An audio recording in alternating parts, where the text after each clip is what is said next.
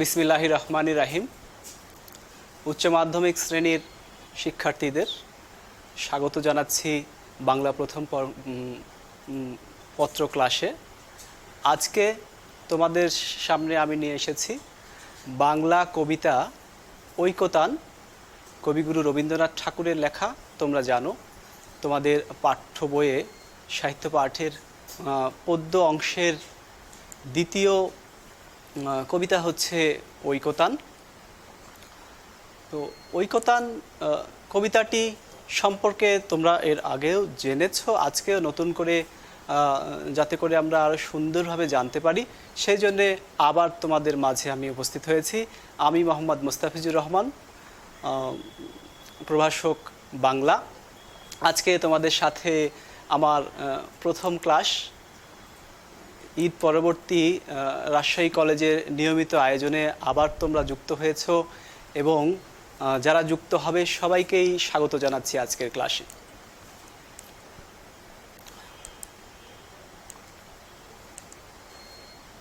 ঐকতান লিখেছেন রবীন্দ্রনাথ ঠাকুর, তোমরা জানো।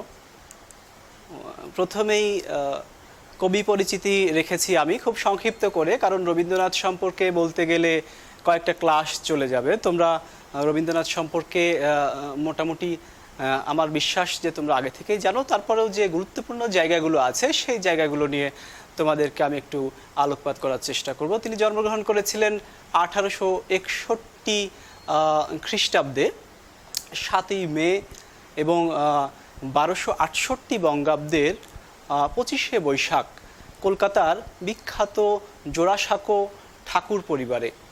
তিনি তার পিতামাতার চতুর্দশ সন্তান ছিলেন, অর্থাৎ 14তম সন্তান ছিলেন। তার পিতার নাম হচ্ছে মহর্ষি দেবেন্দ্রনাথ ঠাকুর, মাতা সারদা দেবী। মহর্ষি দেবেন্দ্রনাথ ঠাকুর মহর্ষি বলা হচ্ছে এই কারণে তিনি ব্রাহ্ম ধর্মের একজন ধর্মীয় গুরু ছিলেন। রবীন্দ্রনাথ ঠাকুরের কিছু উপাধি আছে, উপাধিগুলোর মধ্যে আছে বিশ্বকবি, কবিগুরু এবং তাকে গুরুদেব বলেও ডাকা হয়। এছাড়া তোমরা জানো তিনি নোবেল বিজয়ী এবং তিনি একদিক দিয়ে নোবেল লরিয়েট ছিলেন। তার ছদ্মনাম ছিল অনেকগুলো, প্রায় 9টির মতো ছদ্মনাম ছিল। তার মধ্যে সবচাইতে বেশি যে নামটিতে তিনি পরিচিত সেটি হচ্ছে ভানুসিংহ ঠাকুর। এই ভানুসিংহ ঠাকুরের পদাবলী নামে তার প্রথম জীবনে তিনি কিছু রাধাকৃষ্ণ বিষয়ক কবিতা লিখেছিলেন। তো তার অন্যান্য যে সাহিত্যকর্মগুলো আছে, বিশেষ করে কাব্য আছে উল্লেখযোগ্য, মানসী, সোনার তরী, চিত্রা, খনিকা, বলাকা, পুনশ্চ, জন্মদিনে, শেষ লেখা তার উল্লেখযোগ্য কাব্যগ্রন্থ। এছাড়া তিনি প্রায় 12টি এবং প্লাস একটি অসমাপ্ত মোট 13টি উপন্যাস লিখেছিলেন। সেই উপন্যাসগুলোর মধ্যে উল্লেখযোগ্য হচ্ছে চোখের বালি, গোরা, ঘরে বাহিরে, যোগাযোগ, শেষের কবিতা ইত্যাদি। এর মধ্যে তার গোরা উপন্যাসটিকে শ্রেষ্ঠ উপন্যাস অনেকেই বলে থাকেন। এছাড়াও শেষের কবিতা এবং বিশেষ করে চোখের বালি তার উল্লেখযোগ্য উপন্যাসগুলোর মধ্যে অন্যতম। এছাড়াও তিনি নাটক লিখেছেন। নাটকগুলোর মধ্যে উল্লেখযোগ্য নাটক হচ্ছে রাজা, অচলায়তন, ডাকঘর, মুক্তধারা, রক্তকরবী। এছাড়াও তিনি অনেকগুলো প্রায় 119টির মতো ছোট গল্প তার জীবদ্দশায় তিনি লিখেছিলেন।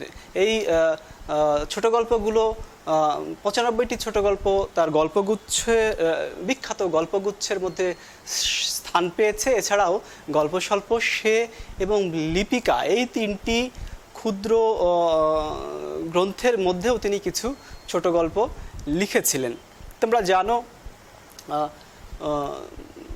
যে যে সাহিত্যকর্মগুলো এখানে দেওয়া আছে এর বাইরেও আরও অনেক সাহিত্যকর্ম তিনি রচনা করেছেন। তিনি একাধারে ঔপন্যাসিক ছিলেন, নাট্যকার ছিলেন, ছোট গল্পকার ছিলেন, কবি ছিলেন। এছাড়া তিনি ছিলেন নাট্য অভিনেতা, নাট্য নির্দেশক, শিল্পী, দার্শনিক এবং আরও অনেক অভিধায় তাকে অভিহিত করা যায়। এবং রবীন্দ্রনাথ নিয়ে বলতে গেলে আমি আগেই বলেছি যে আরও দীর্ঘ সময় নিয়ে তার ব্যক্তিজীবন, তার পত্র সাহিত্য, তার ভ্রমণ সাহিত্য, তার প্রবন্ধ, প্রত্যেকটা বিষয় নিয়ে বলতে গেলে অনেক সময় চলে যাবে। আজকে আমি পাঠ কবি পরিচিতিতে অত বেশি সময় নিব না, কারণ পাঠ পরিচিতি যে অংশটি আছে, কবিতা যে অংশটি আছে, সেই কবিতা অংশে একটু গভীর আলোচনায় আমরা আজকে যাব। তো উৎস এবং ছন্দ নিয়ে একটু কথা বলতেই হয়, কারণ এটি তোমাদের জন্য গুরুত্বপূর্ণ। ঐকতান রবীন্দ্রনাথের জন্মদিনে কাব্যগ্রন্থের দশম সংখ্যক কবিতা। তার মানে জন্মদিনের কাব্যগ্রন্থের মধ্যে 1, 2, 3, 4 এরকম কবিতাগুলোর সিরিয়াল করা আছে। সেখানে 10 নং কবিতা হচ্ছে এই ঐকতান কবিতা। এই ঐকতান কবিতাটি জন্মদিনে কাব্যগ্রন্থটি কবির মানে শেষ জন্মদিন, মানে 1348 বঙ্গাব্দের পহেলা বৈশাখে এই কাব্যটি প্রকাশিত হয়েছে। এর আগে 1 বছর আগেই 1347 বঙ্গাব্দে ফাল্গুন সংখ্যায় প্রবাসী সাহিত্য পত্রিকায় ঐকতার নামে এই কবিতাটি প্রথম প্রকাশিত হয়েছে। ছন্দ নিয়ে দুটি কথা বলি। এই কবিতাটি সমিল প্রবাহমান অক্ষরবৃত্ত ছন্দে রচিত। সমিল প্রবাহমান অক্ষরবৃত্ত ছন্দ সম্পর্কে তোমরা জেনেছো, আগের ক্লাসেই তোমরা জেনেছো যে অক্ষরবৃত্ত, মাত্রাবৃত্ত এবং স্বরবৃত্ত যে 3টি মূল ছন্দের যে বিভাজন, এই ছন্দের বিভাজনের মূল ব্যাপারটি হচ্ছে, তোমরা যদি একটু সহজভাবে জানতে চাও, স্বরবৃত্ত হচ্ছে দ্রুত লয়, মাত্রাবৃত্ত মধ্যম লয় এবং অক্ষরবৃত্ত অনেকটা একটু ধীর লয়ের ছন্দ। প্রবাহমান বলা হচ্ছে এবং সমিল প্রবাহমান বলা হচ্ছে। সমিল বলা হচ্ছে এই কারণে একটি পংক্তির পরে আরেকটি পংক্তির সাথে এর মিল আছে, এই জন্য বলা হচ্ছে মিল যুক্ত, অর্থাৎ সমিল বলা হচ্ছে। এরপরে বলা হচ্ছে প্রবাহমান। প্রবাহমান বলা হচ্ছে এই কারণে যে এই কবিতা যখন আমরা পড়তে যাব, তোমরা একটু পরেই বুঝতে পারবে, যখন আমি কবিতাটি পড়াবো তখনই বুঝতে পারবে। প্রবাহমান বলা হচ্ছে একটি লাইনের শেষে এর অভিব্যক্তিটা শেষ হয়ে না গিয়ে পরবর্তী আরেকটা লাইনে গিয়ে এর অভিব্যক্তিটি শেষ হয়েছে, তার মানে প্রবাহটা থেকে গেছে। নদী যেমন প্রবাহিত হয়ে যায়, মনে হচ্ছে এক লাইনের পরে আরেকটা লাইন, এই পংক্তি সুন্দরভাবে প্রবাহিত হয়ে যাচ্ছে এই কবিতার মধ্যে। এখানে বলা হচ্ছে 8+6 এবং 8+10 মাত্রার পর্বই অধিক। এছাড়াও 9 মাত্রার অসম পর্ব আছে এবং 3 এবং 4 মাত্রার অপূর্ণ পর্বও এই কবিতার মধ্যে আছে। এখন 8 এবং 6, এই 8 এবং 6 হচ্ছে পর্ব বিভাজন। 8 হচ্ছে প্রথম পর্ব, 6 হচ্ছে দ্বিতীয় পর্ব, এরকমভাবে 8 এবং পরের পর্ব 10 এরকমও আছে। তো আজকে আমরা কবিতায় চলে যাই। যে কবিতায় দেখো, কবিতায় যাওয়ার আগে একটু প্রারম্ভিক একটু আলোচনা করে নেওয়া দরকার, এটা করলে তোমাদের সুবিধা হবে এরপরে কবিতায় যদি প্রবেশ করি। যে রবীন্দ্রনাথ ঠাকুরের এই ঐকতান কবিতাটি মূলত কবির একান্ত আত্মসমালোচনা। কবির শেষ জীবনে এসে মাত্র মৃত্যুর 4 মাস আগে কবির তার কাব্য জীবন, সাহিত্য জীবন নিয়ে যে আত্মসমালোচনা, তারই একদম অকপট স্বীকারোক্তি এই ঐকতান কবিতাটি। এই সারা জীবনের পথ পরিক্রমায় জীবনের যে অভিজ্ঞতা কবি অর্জন করেছেন, তারই কিছু সীমাবদ্ধতা এই কবিতার মধ্যে কবি অকপটে নির্দ্বিধায় তুলে ধরেছেন। একজন এত বড় কবি, বিশ্বকবি, কবিগুরু রবীন্দ্রনাথ ঠাকুর, নোবেল বিজয়ী, তার যে জীবনের অভিজ্ঞতা, তার যে সাহিত্যের জীবন, এই এত কিছু অর্জনের পরেও একজন মানুষ, এরকম মানুষ, তিনি নিজের সমালোচনা করছেন। এই যে নিজের সমালোচনা করতে পারা, এটাও কিন্তু একটি বড় মানুষের, বড় মনের মানুষের পরিচয়। সেই পরিচয়টি কবি দিয়েছিলেন, কেননা তিনি আত্মপরিতৃপ্তি পাচ্ছিলেন না। তারও যে জীবনের কমতি থাকতে পারে, জীবনের যে সীমাবদ্ধতা থাকতে পারে, তারও যে জ্ঞানের সীমাবদ্ধতা থাকতে পারে, এই জিনিসটি তিনি অকপটে আমাদের মাঝে তুলে ধরলেন। আমরা বর্তমানে কি করি? আমরা, তোমরা দেখবে খেয়াল করে যে আমরা একটু যদি সামান্য একটু অর্জন করি কিছু, একটা জায়গায় যাই, তখন আমাদের মধ্যে অহংবোধ এত বেশি বেড়ে যায়, আমরা নিজেদের কোনো অপূর্ণতাকে স্বীকার করতে চাই না।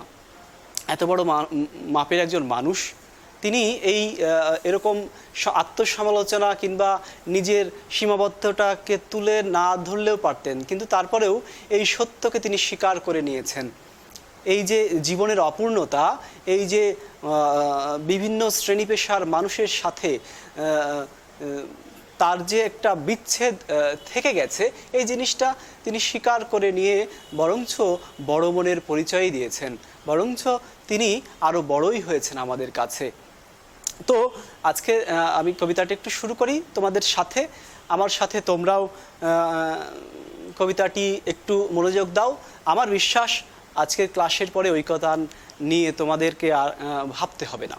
তো কবি প্রথমেই দেখো বলছেন, বিপুলা এ পৃথিবীর কতটুকু জানি, দেশে দেশে কত না নগর রাজধানী, মানুষের কত কীর্তি, কত নদী গিরি সিন্ধু মরু, কত না অজানা জীব, কত না অপরিচিত তরু। তার মানে তিনি বলছেন যে এই যে বিপুলা মানে বিশাল পৃথিবী, এই পৃথিবীর আমরা মানুষ হিসেবে কতটুকুই জানি। আমরা একটা দেশে, একটা শহরে কিংবা একটা গ্রামে, একটা জায়গায় বড় হই, সেই এলাকা সম্পর্কে জানি, সেই দেশ সম্পর্কে জানি, কিংবা এই যে বিশাল পৃথিবী, এই পৃথিবী সম্পর্কে আমরা আমাদের এক জীবনে কতটুকুই বা জানতে পারি।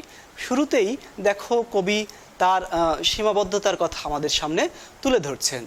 এই সেই কবি, যেই কবি সেই সময়ে তার ব্যক্তি জীবনের সময়ে, এখন তো পৃথিবী অনেক উন্নত হয়েছে, এখন যোগাযোগ ব্যবস্থা অনেক উন্নত হয়েছে, কিন্তু সেই সময়ে রবীন্দ্রনাথ তোমরা জানো তিনি ভ্রমণ পিয়াসু ছিলেন। তিনি তার সেই সময়ে তিনি প্রায় 30টির অধিক, 5টি মহাদেশ, 30টির অধিক দেশ অঞ্চল তিনি ঘুরিয়ে বেড়িয়েছেন।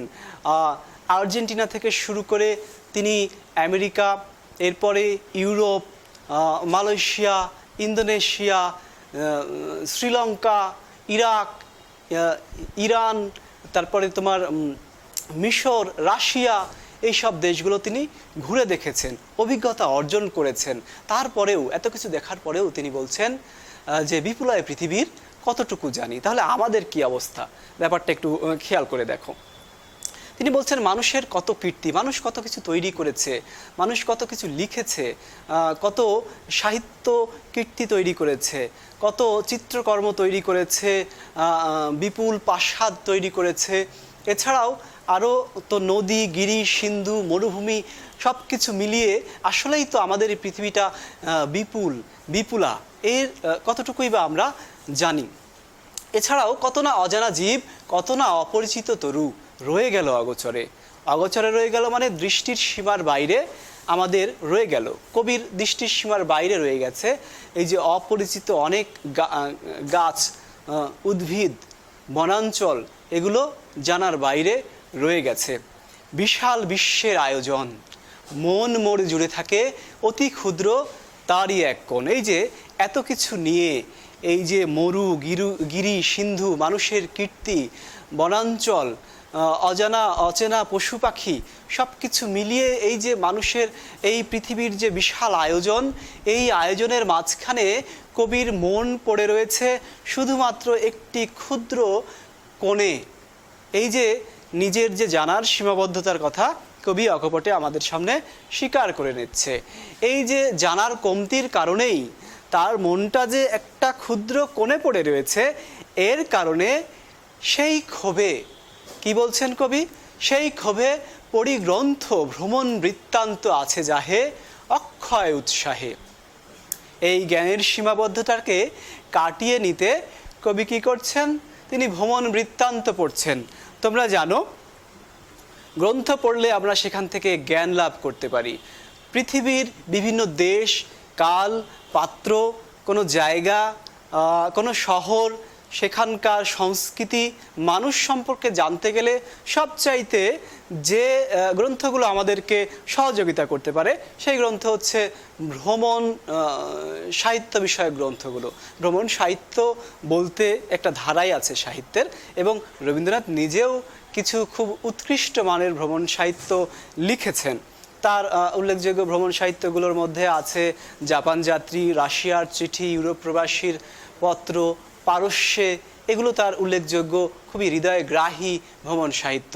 এই গ্রন্থগুলো পড়লে সবচাইতে দেশ মানুষ সম্পর্কে বেশি জানা যায়। সে কারণে সীমাবদ্ধতাকে মিটিয়ে নেওয়ার জন্য কবি কি করেছেন, তিনি এই ভ্রমণ সাহিত্যগুলো পড়েছেন, এই ভ্রমণ বৃত্তান্তগুলো পড়েছেন। কিভাবে পড়েছেন? অক্ষয় উৎসাহে, খুবই উৎসাহ নিয়ে, গভীর উৎসাহ নিয়ে তিনি পড়েছেন। এমনকি এর পরবর্তীতে তিনি বলছেন, যেথা পাই চিত্রময়ী বর্ণনার বাণী কুড়াইয়া আনি। যেখানেই তিনি দেখেছেন কোনো সাহিত্যিক, কোনো কবি তিনি এরকম এমন কিছু লিখেছেন যার মধ্যে থেকে চিত্রময়ী বর্ণনার বাণী, তার মানে সেই লেখাগুলো পড়লে অটোমেটিক চিত্রকল্পের মতো সেই জায়গার, সেই স্থানের মানুষের ছবিগুলো ভেসে ওঠে। এই রকম ব্যাপারগুলো তিনি পেলেই সেগুলো কুড়িয়ে নিয়ে এসেছেন এবং জ্ঞান অর্জনের চিন্তা করেছেন। জ্ঞান আপনার মনে পূরণ করিয়া লই যত পারি ভিক্ষা লব্ধ ধনে। একটু কটু মানে একটু কড়া কথা তিনি এইখানে একটু বললেন যে জ্ঞানের দীনতা এই আপনার মনে, নিজের মনে, কবির নিজের মনে এই যে জ্ঞানের দীনতা মানে দারিদ্রতা আছে, তিনি যে এই দিক দিয়ে জ্ঞানের দিক থেকে দরিদ্র, সেই দিক দিয়ে এটি পূরণ করে নেওয়ার জন্য তিনি চেষ্টা করেছেন কি দিয়ে? ভিক্ষালব্ধ ধনে। এই ভিক্ষালব্ধ ধন বলছেন তিনি, নিজের ধনের বাইরে যেসব ধন সেগুলোকে আসলে ভিক্ষালব্ধ বলছেন, কারণ তিনি বিভিন্ন দেশ বিদেশের কবি সাহিত্যিকদের জীবনী থেকে, তাদের সাহিত্য থেকে, লেখনী থেকে তিনি কি করেছেন? সেই জ্ঞানগুলো আহরণ করেছেন। এই জন্যে কিছুটা নেতিবাচকভাবে তিনি বলছেন এগুলো ভিক্ষালব্ধ ধন। এরপরে কবি কি বলছে দেখো, এই প্যারাতে আরেকটা অভিব্যক্তি ফুটে উঠবে, সেটি হচ্ছে কবি বলছেন, আমি পৃথিবীর কবি, যেথা তার যত উঠে ধ্বনি, আমার বাঁশির সুরে সারা তার জাগিবে তখনই। কবি কি বলছেন? কবি বলছেন আমি পৃথিবীর কবি। তার মানে এই পৃথিবীর যেখানে যত কিছু আছে, যত মানুষ আছে, তাদের জীবন আছে, সব কিছুই আমার সাহিত্যে, আমার কবিতায় ফুটে উঠবে। এটাই স্বাভাবিক, এটাই স্বাভাবিক হওয়ার কথা। এবং কবি এটা স্বীকারও করে নিচ্ছেন, আমি পৃথিবীর কবি হিসেবে কবি এটাই চান এবং এটাই প্রত্যাশা করেন তার লেখনীর মাঝে এই মানুষের, এই সারা বিশ্বের যে আয়োজন, সব কিছু তার লেখনীর মধ্যে ফুটে উঠবে। কিন্তু এরপরে আবার বলছেন, এই স্বর সাধনায় পৌঁছিল না বহুতর ডাক, রয়ে গেল ফাঁক। চাওয়া এবং পাওয়ার মধ্যে তো মানুষের সীমাবদ্ধতা থাকে, কমতি থাকে। মানুষ যা চায় তা তো সবসময় পায় না। আর এটাই হচ্ছে এই কবিতার মূল জায়গা, যে কবি চেয়েছেন যে সাধারণ মানুষকে নিয়ে লিখতে, সাধারণ মানুষের জীবনকে নিয়ে তার সাহিত্যের বিষয়কে ভরিয়ে তুলতে, কিন্তু তারপরেও হাজার চেষ্টার পরেও কিছু জায়গায় তার ফাঁক থেকে গেছে। এখনও কিছু স্বর সাধনা, তিনি স্বর সাধনা, তার মানে এই সাহিত্যের যে স্বর সাধনা তিনি করেছেন, এই স্বর সাধনার মধ্যে তার ফাঁক থেকে গেছে। বহুতর ডাক তার এই সাহিত্যের রচনার মধ্যে এসে পৌঁছায়নি। এই সহজ স্বীকারোক্তি কবি আমাদের মাঝে করছেন। প্রকৃতির ঐকতান স্রোতে নানা কবি ঢালে গান নানা দিক হতে, তাদের সবার সাথে আছে মোর এই মাত্র যোগ, সঙ্গ পাই সবাকার লাভ করি আনন্দের ভোগ। কবি বলছেন পৃথিবীর বিভিন্ন জায়গায় বিভিন্ন মানুষ, কবি সাহিত্যিক, তারা এই যে ঐকতান স্রোত, ঐকতান কথাটি নিয়ে একটু কথা বলি। ঐকতান হচ্ছে আসলে অনেকগুলো বাদ্যযন্ত্রের একসাথে মিলে একক একটি সুর মূর্ছনা তৈরি হওয়া, এটাকেই বলা হচ্ছে ঐকতান। এই ঐকতান সুর লয় মিলে ঐকতানের সৃষ্টি হয়। এখন শুধুমাত্র সঙ্গীতের ক্ষেত্রেই যে ঐকতান থাকে ব্যাপারটা কিন্তু তা নয়, আমাদের জীবন চলার পথেও ঐকতান থাকে। আমাদের এই সব কিছু পৃথিবীতে চলছে, প্রত্যেকটা মানুষ চলছে, তাদের যে কর্মভার সব কিছু মিলেই একটা যে ছন্দময় গতিময়তার ভেতর দিয়ে এই জীবন অতিবাহিত হচ্ছে, এই পৃথিবী চলছে, এই পৃথিবীর মধ্যেও একটা ঐকতান আছে। এই কথাটি কবি আমাদেরকে বলছেন। এই জন্য বলছেন প্রকৃতির ঐক্যতান স্রোতে নানা কবি ঢালে গান নানা দিক হতে। নানা কবি সাহিত্যিক তারা তাদের নিজ নিজ জায়গা থেকে নিজ নিজ চেষ্টার ফসল হিসেবে কবিতা রচনা করছেন, সাহিত্য রচনা করছেন এবং এই ঐকতান স্রোতের মধ্যে তারা নিজেরা পার্টিসিপেট করছেন, নিজেরা অংশগ্রহণ করছেন। এই সব কবি সাহিত্যিকদের সাথেও কবির সংযোগ ঘটে তাদের লেখনী পড়ার মাধ্যমে। তিনি আগেই বলেছেন তিনি বিভিন্ন ভ্রমণ বৃত্তান্ত পড়ে জ্ঞানার্জন করছেন এবং সবার তিনি সঙ্গ পাচ্ছেন। তাদের লেখনীর সাথে পরিচয় হওয়ার মধ্য দিয়ে কবি সবার সঙ্গ লাভ করছেন এবং সেই সাথে আনন্দও লাভ করছেন। কিন্তু তারপরে কবি দেখো বলছেন পাইনে সর্বত্র তার প্রবেশের দ্বার। পাইনে সর্বত্র তার প্রবেশের দ্বার। সবার সাথে তিনি সংযোগ লাভ করছেন, সবার সাথে সংযোগ লাভ করে আনন্দও তিনি পাচ্ছেন, কিন্তু তারপরেও প্রত্যেকটা দরজায় তিনি প্রবেশ অধিকার পাননি, তিনি প্রবেশ করতে পারেননি। কিছু কিছু জায়গায় ফাঁক থেকে গেছে, কিছু অপূর্ণতা কবির থেকে গেছে। এই জিনিসটাই তিনি বারবার স্বীকার করে নিচ্ছেন। এই যে তিনি যে প্রবেশের দ্বার খুঁজে পাচ্ছেন না, সেখানে ভেতরে প্রবেশ করতে পারেননি, অনেকটা আউটসাইডার হয়েই তিনি বাইরে থেকে গেছেন। এর কারণ কি? এর অন্যতম কারণ হচ্ছে কবি পরের লাইনেই দেখো বলছেন বাধা হয়ে আছে মোর বেড়াগুলি জীবনযাত্রার। বেড়া, ওয়াল, কবির মাঝখানে ওয়াল হয়ে দাঁড়িয়ে গেছে তার যে জীবনযাত্রা। এখন এই জীবনযাত্রা বলতে কবি কী বোঝাচ্ছেন এটা নিয়ে একটু আলোচনা করা দরকার। কবি ব্যক্তি জীবনে ছিলেন অনেক উচ্চ সম্ভ্রান্ত ফ্যামিলির সন্তান এবং তার জীবন যাপনটাই ছিল আলাদা বলতে এখানে সাধারণ মানুষের সাথে তার সংযোগটা ছিল অনেক কম। সাধারণ খেটে খাওয়া যে মানুষ, প্রান্তিক মানুষ, এই মানুষের সাথে এমনকি এই যে হিন্দু সমাজে কাস্ট ব্যবস্থা, এই যে বিভিন্ন শ্রেণী বৈষম্যর ব্যাপারগুলো অনেক প্রকট ছিল একটা সময় এবং যার কারণে নিম্ন শ্রেণী এবং উচ্চ শ্রেণীর মধ্যে একটা বিস্তর ফারাক ছিল, যার কারণে কবি ইচ্ছা করলেও, তার মনের মধ্যে ইচ্ছা জাগলেও তিনি কিন্তু এইসব মানুষের সাথে, এইসব সমাজের মানুষের সাথে মিশতে পারেননি। সেক্ষেত্রে তার বাধা হয়ে দাঁড়িয়েছে জীবনযাত্রার বেড়া। এই জীবনযাত্রার বেড়া তার বাধা হয়ে দাঁড়িয়েছে। এই জন্যে তিনি অনেক ক্ষেত্রেই প্রবেশের দ্বার খুঁজে পাননি।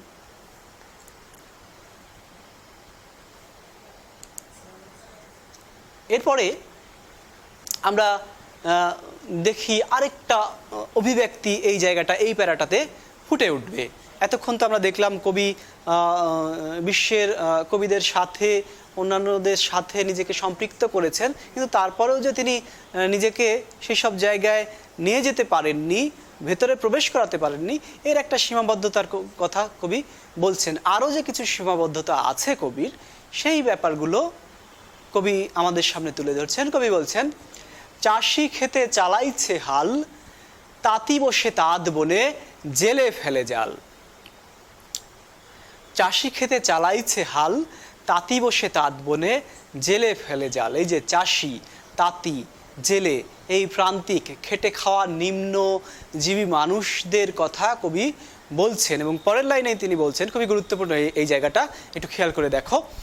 বহুদূর প্রসারিত এদের বিচিত্র কর্মভার, তারই পরে ভর দিয়ে চলিতেছে সমস্ত সংসার।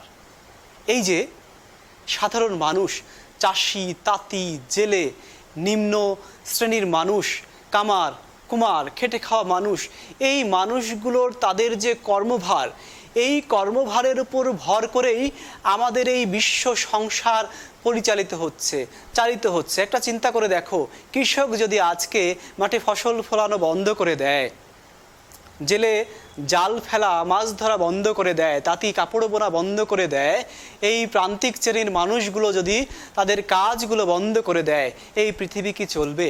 এই পৃথিবী চলবে না, এই পৃথিবী স্থবির হয়ে যাবে।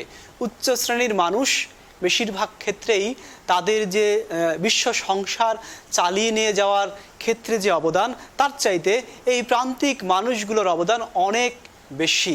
কারণ এই মানুষগুলোই প্রান্তিক জীবনে একদম জীবন সম্পৃক্ত, একদম পৃথিবীর সম্পৃক্ত হয়ে তারা জীবনকে চালিয়ে নিয়ে যাচ্ছে, এই সংসারকে চালিয়ে নিয়ে যাচ্ছে।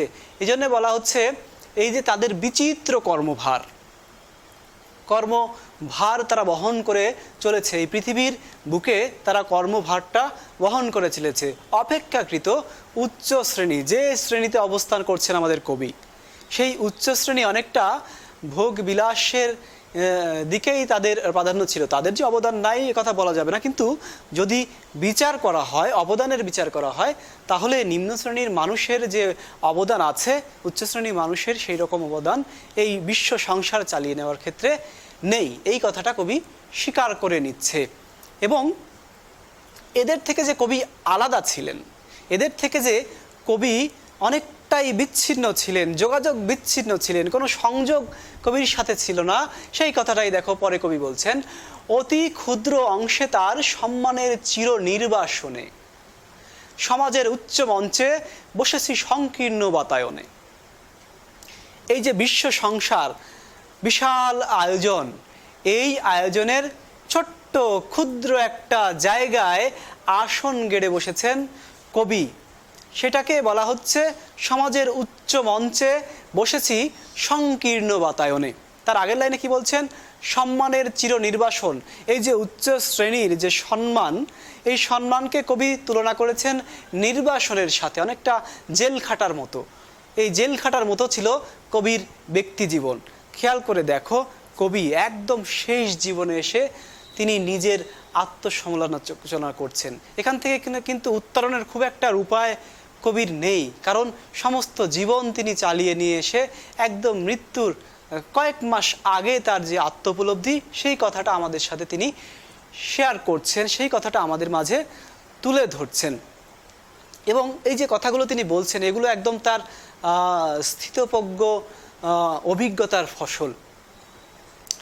তাহলে তিনি যে এই যে সম্মানের চির নির্বাসনে নির্বাসিত হয়ে সমাজের উচ্চ মঞ্চে সংকীর্ণ বাতায়নে বসেছে, এখন একটু খেয়াল করে দেখো, একটু চিন্তা করে দেখো। সংকীর্ণ বাতায়ন মানে ছোট জানালা, উঁচু জায়গায়, অনেকতলা বিল্ডিংয়ের একটা উঁচু জায়গায় একটি সংকীর্ণ মানে একটা ছোট জানালার পাশে কবি বসে আছেন। বসে থেকে তিনি বাইরের যে দৃশ্য দেখছেন, এই বাইরের দৃশ্য দেখার মধ্যে সেখান থেকে কি আসলে সত্যিকারের যে বাইরের চিত্র, এগুলো কি সম্পূর্ণ অবলোকন করা সম্ভব হবে? কখনোই সম্ভব হবে না। সেখানে অসম্পূর্ণ খণ্ডিত জীবনকেই তিনি দেখতে পাবেন, খণ্ডিত সমাজকেই তিনি দেখতে পাবেন, এবং সেটি ঘটেছে তার ব্যক্তি জীবনে, এটিই তিনি বলছেন। এরপরে আরেকটু গভীরভাবে কবি বলছেন, মাঝে মাঝে গেছি আমি ও পাড়ার প্রাঙ্গণের ধারে, ভিতরে প্রবেশ করি সে শক্তি ছিল না একেবারে। কবি যে মাঝে মাঝে যে চেষ্টা করে দেখেননি ব্যাপারটি তা না, কবি চেষ্টা করেছেন, এই প্রান্তিক মানুষগুলোর সাথে মেশার চেষ্টা কবি করেছেন, কিন্তু তারপরেও সাহস, এই যে ভেতরে প্রবেশ করি সে শক্তি ছিল না একেবারে। এই মানুষগুলোর মাঝে, এই প্রান্তিক জনগোষ্ঠীর সাথে, খেটে খাওয়া মানুষের মাঝে হঠাৎ করে গিয়েই যে তিনি একদম অন্তরঙ্গভাবে তাদের জীবনের সাথে একদম মিশে যাবেন, এই চিন্তাটা করা একদম অবান্তর। কারণ এগুলো তো আসলে হঠাৎ করে হয় না। অনেক আগে থেকে সারা জীবন ধরে যদি কবি তাদের সাথে মিশতেন, সব সময় তাদের সাথে জীবনের সংযোগ যদি তার থাকতো, তাহলেই কবি তাদের খুব সহজেই তাদের সাথে গিয়ে মিশে যেতে পারতেন, তাদের সুখে দুঃখের সঙ্গী হতে পারতেন। কিন্তু মাঝে মাঝে যখন তিনি গিয়েছেন, তখন তার সাহস, তার বুকে সেই সাহসটা জেগে ওঠেনি তাদের সাথে অন্তরঙ্গ সম্পর্ক গড়ে তোলার। এরপরে এই কবি আবার বলছেন, জীবনে জীবন যোগ করা না হলে কৃত্রিম পণ্যে ব্যর্থ হয় গানের পসরা। জীবনে জীবন যোগ করা, আসলে কবি সাহিত্যিকরা কি করেন? তারা যে সাহিত্য রচনা করছেন, কবিতা লিখছেন, উপন্যাস লিখছেন, নাটক লিখছেন, এর মূল উদ্দেশ্যটা কি? এর মূল উদ্দেশ্য হচ্ছে সমাজকে ফুটিয়ে তোলা, সমাজের মানুষের জীবনের দুঃখ বেদনাগুলোকে তুলে ধরা। যার কারণে আমরা প্রত্যেকটা কবি সাহিত্যিকদের তাদের সাহিত্য, উপন্যাস, কবিতা, নাটক পর্যালোচনাগুলো দেখতে পাবো, সেখানে মানুষের জীবন ফুটে ওঠে, তাদের সুখ দুঃখ ফুটে ওঠে। এখন যদি একজন কবি, তিনি কবিতা লিখছেন, উপন্যাস লিখছেন, কিন্তু এই সাধারণ মানুষের সুখ দুঃখের কথা তিনি ফুটিয়ে তুলতে পারেননি, তাহলে কি তার সেই সাহিত্য রচনার যে উদ্দেশ্য, প্রকৃত উদ্দেশ্য, এটি কি বাস্তবায়িত হবে? কখনোই না। এই জন্যে বলা হচ্ছে, সাহিত্য রচনা হতে হবে এই প্রান্তিক জনগোষ্ঠীর জীবনের সাথে জীবন যোগ করার ভেতর দিয়ে। তার মানে যদি একজন সাহিত্যিক এই জীবনের সাথে জীবন যোগ করতে না পারেন, তার যে সাহিত্যকর্ম, তার যে সৃষ্টি, এটা কৃত্রিম পণ্যের মতো হয়ে যাবে। কৃত্রিম পণ্য যেমনটি সাধারণ মানুষের সত্যিকারের চাহিদা পূরণ করতে পারে না, সেমনিভাবে এইসব সাহিত্যগুলোও এই সাধারণ মানুষের, প্রান্তিক মানুষের, খেটে খাওয়া মানুষের জীবনের গল্প তুলে ধরতে পারবে না। তার মানে তার উদ্দেশ্য সে বাস্তবায়ন করতে পারে না, অটোমেটিকভাবেই এটি ব্যর্থ হয়ে যাবে। এই কথাই কবি আসলে এই দুইটা লাইনের মধ্যে বোঝাতে চেয়েছেন। জীবনে জীবন যোগ করা না হলে কৃত্রিম পণ্যে ব্যর্থ হয় গানের পসরা। গানের পসরা আসলে সাহিত্য ভাণ্ডার, সাহিত্য সম্ভার, সৃষ্টিকর্ম। তাই আমি মেনে নেই সেই নিন্দার কথা, আমার সুরের অপূর্ণতা।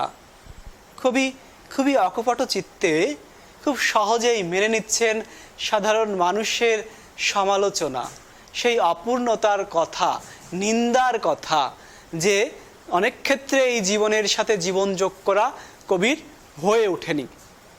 আর এই আত্মসমালোচনা করতে পারছেন বলেই কবি আমাদের সামনে এই কবিতাটি লিখতে পারছেন।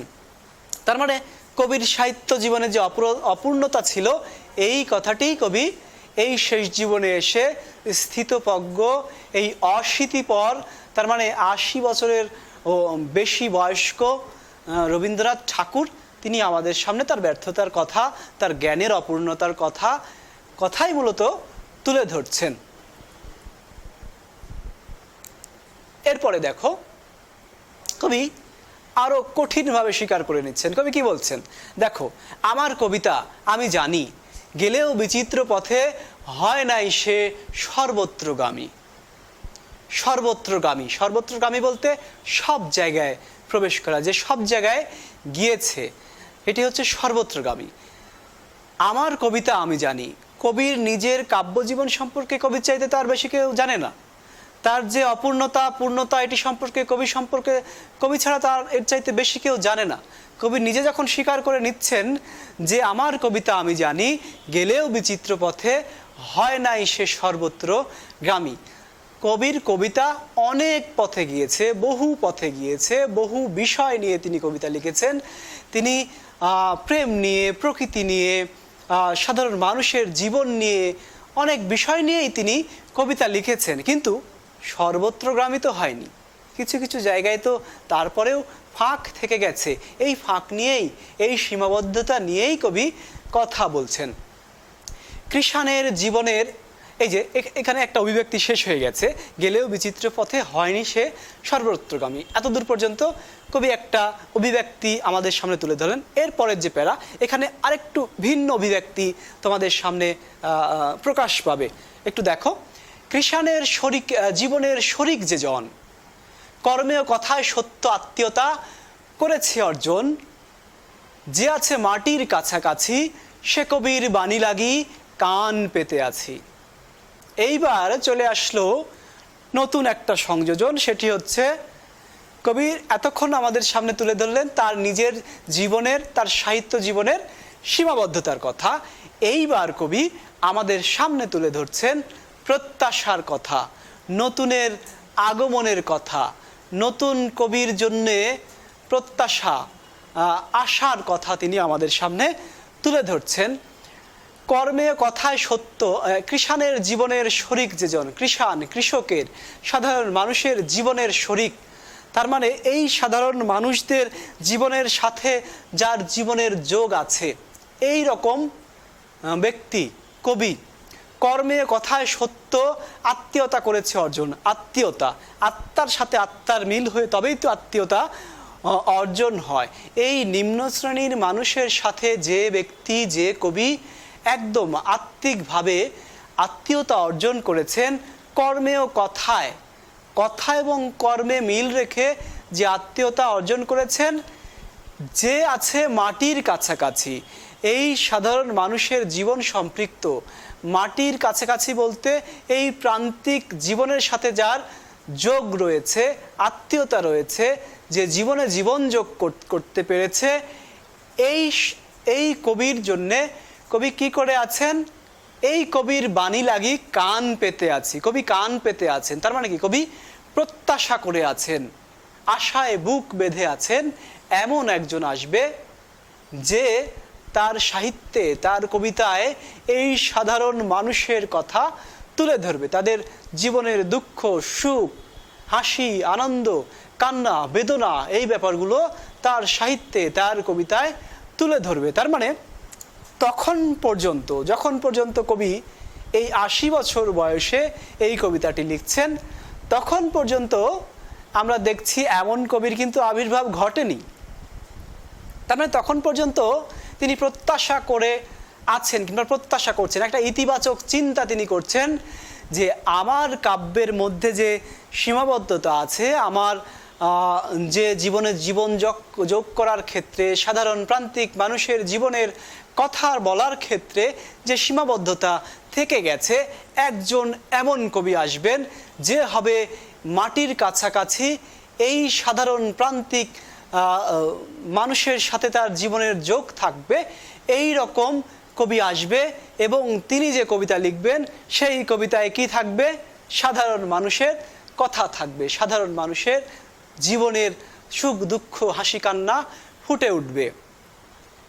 এরপরে তিনি আরেকটু আহ্বান করছেন, সেই কবিকে আহ্বান করছেন সেই সময়টাতে। তিনি বলছেন, এসো কবি অখ্যাত জনের, নির্বাক মনের। সেই কবি, যে কবি হবে অখ্যাত জনের কবি। অখ্যাত জন বলতে এই সাধারণ প্রান্তিক ব্রাত্যজন, যাদের কথা সমাজে সাহিত্য এইভাবে উচ্চারিত হয় না সাধারণত, এই সব মানুষের এই অখ্যাত জনের কবি হিসেবে, প্রতিনিধি হিসেবে নতুন কবির প্রত্যাশা করছেন কবি রবীন্দ্রনাথ ঠাকুর। নির্বাক মনের, এই যে মানুষগুলো, বঞ্চিত শোষিত মানুষগুলো, সাধারণ মানুষ, এরা নির্বাক মনের হয়, কেননা এদের দুঃখের কথা শোনার মতো কিংবা কেউ থাকে না, কিংবা যাদের কাছে বলবে সেই ব্যাপারটিও ঘটে ওঠে না। এই নির্বাক মনের অখ্যাত জনের কবি আসবেন, তিনি কবিতা লিখবেন, নতুন একটা পরিবর্তন তৈরি হবে। মর্মের বেদনা যত করিয়া উদ্ধার, প্রাণহীন এদেশেতে গানহীন যেথা চারিধার। মর্মের বেদনা যত করিয়া উদ্ধার করবে কে? নতুন কবি। মর্মের বেদনা, মর্মের হৃদয়ের দুঃখ যন্ত্রণা কাদের? এই সাধারণ মানুষের, সাধারণ নিম্ন শ্রেণীর মানুষের এই মনের ব্যথা উদ্ধার করে প্রাণহীন এদেশেতে গানহীন যেটা চারিধার। গান হচ্ছে সুধা, গান হচ্ছে ইতিবাচক। এই ইতিবাচক গানহীন সমাজের কথা বলছেন কবি। যেহেতু এইসব সাধারণ মানুষের কথা সাহিত্যে ফুটে উঠছে না, তার মানে এই সাহিত্যের ভুবন, এই সাহিত্যের সম্ভার অনেকটা মরুভূমির মতো গানহীন, শুষ্ক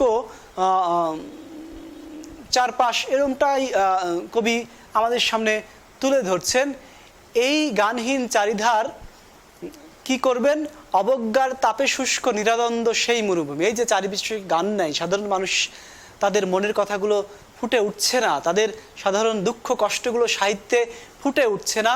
এই যে নিরানন্দ অবজ্ঞার শুষ্কে অবজ্ঞার তাপে শুষ্ক হয়ে আছে, মরুভূমির মতো আছে, এইখানে সেই নতুন কবি কি করবে?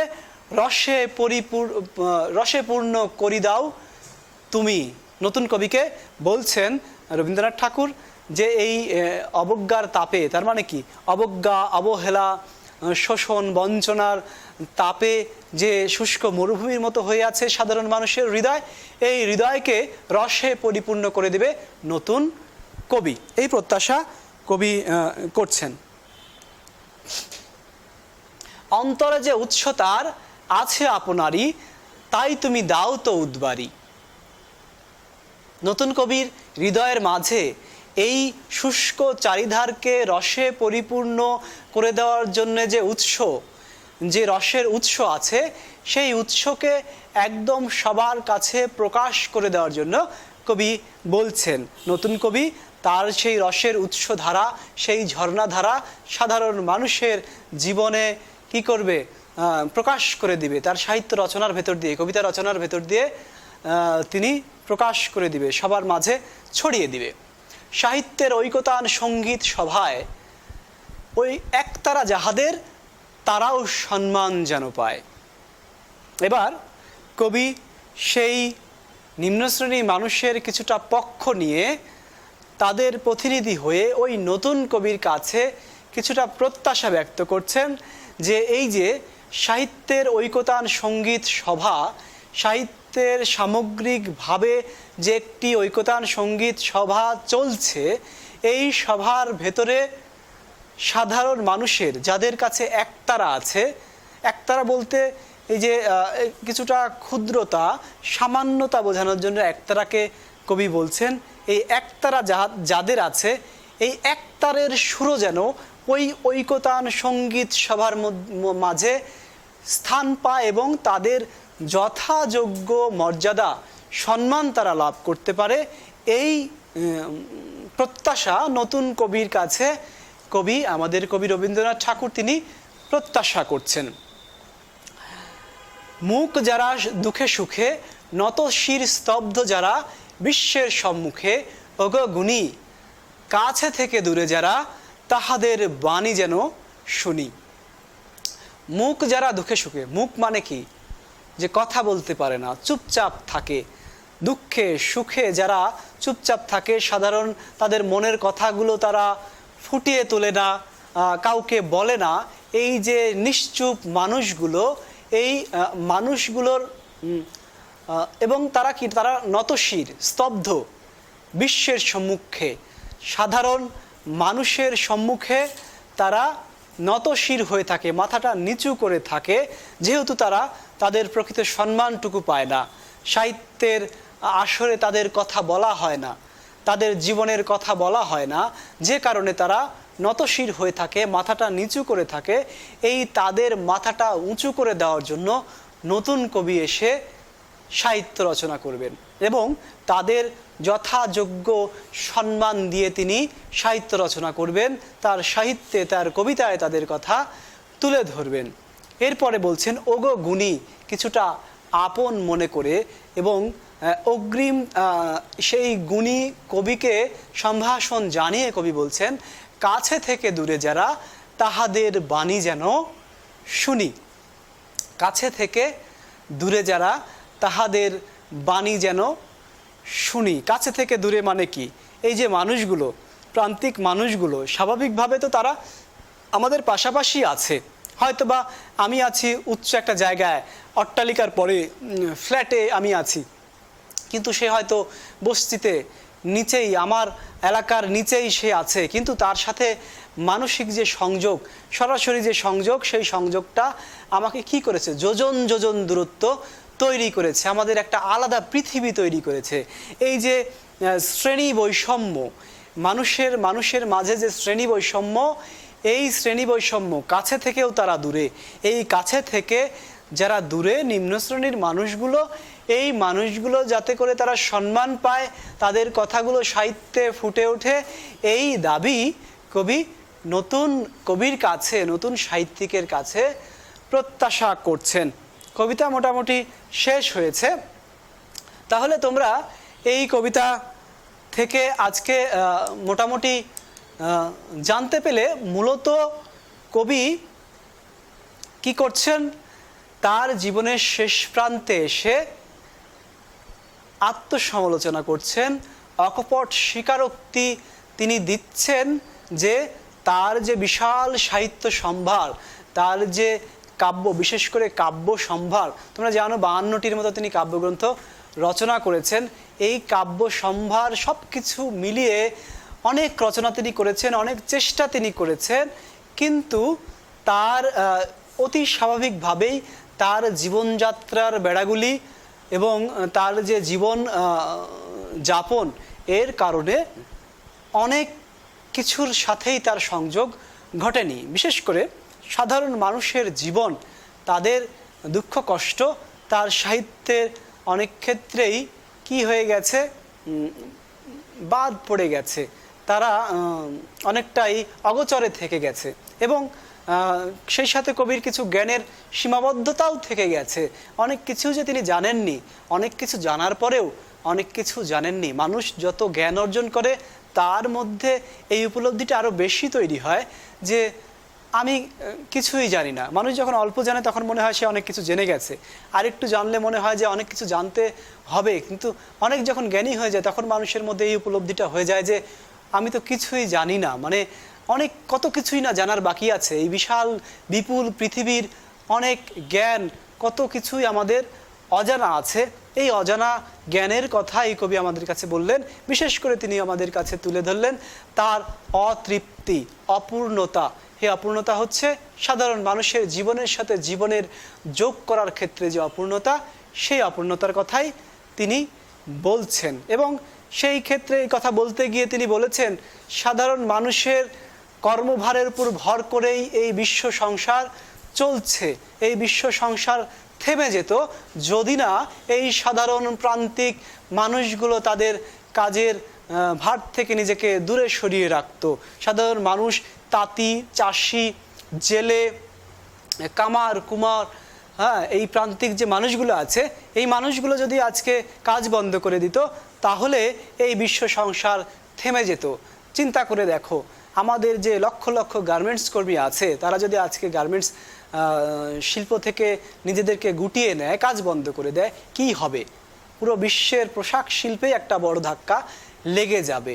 এমনকি কয়েকটা দেশ, চীন, বাংলাদেশ, ভিয়েতনাম, এরা যদি এরকমভাবে পোশাক শিল্প থেকে নিজেদেরকে হঠাৎ করে গুটিয়ে নেয়, পুরো বিশ্বের পোশাকের একটা বড় ঘাটতি দেখা দিবে। এরকম প্রত্যেকটা ক্ষেত্রেই যে ধান উৎপাদন করছে যে কৃষক, সে যদি আজকে ধান উৎপাদন বন্ধ করে দেয়, মানুষের কাছে অনেক টাকা থাকবে কিন্তু মার্কেটে, বাজারে চাউল থাকবে না, তখন মানুষ খাবে কি?